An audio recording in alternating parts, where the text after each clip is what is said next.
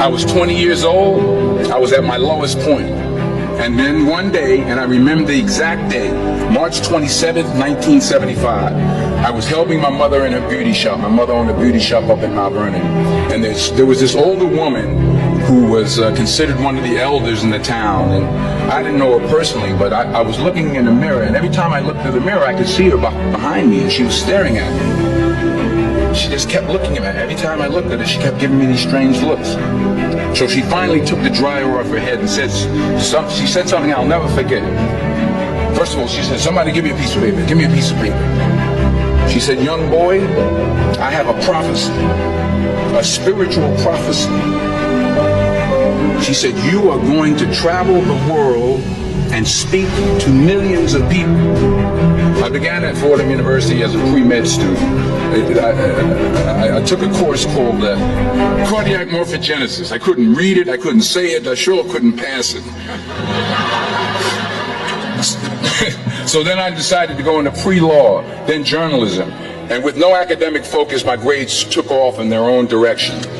I was a 1.8 GPA one semester, and the university very politely suggested that it might be better to take some time off.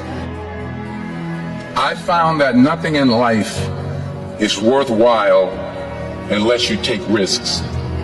Nothing. Nelson Mandela said, "There is no passion to be found playing small and settling for a life that's less than the one you're capable of living." Fail big. You will fail at some point in your life. Accept it. You will lose. You will embarrass yourself. You will suck at something. There's no doubt about it. In the acting business, you fail all the time. Early on in my career, I auditioned for a part in a Broadway musical. Perfect role for me, I thought.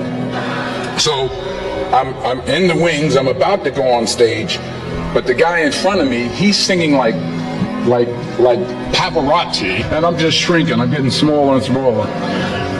So they say, "Oh, thank you very much, and you'll be hearing from us."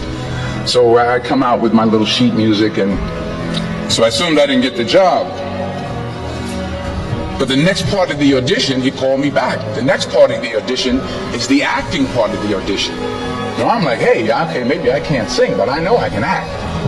So they pair me with this guy, and again, I didn't know about musical theater. And musical theater is big, so they can reach everyone all the way in the back of the stadium. And I'm more from a realistic, naturalistic kind of acting where you actually talk to the person next to you. So I don't know what my line was. My line was, "Well, hand me the cup." And his line was, "Well, I will hand you the cup, my dear. The cup will be there to be handed to you."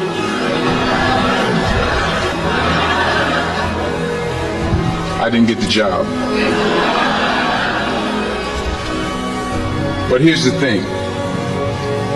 I didn't quit. I didn't fall back. I walked out of there to prepare for the next audition, and the next audition, and the next audition. I prayed. I prayed. And I prayed. But I continued to fail, and fail, and fail. But it didn't matter, because you know what? There's an old saying, you hang around the barbershop long enough, sooner or later you're going to get a haircut. So you will catch a break, and I did catch a break.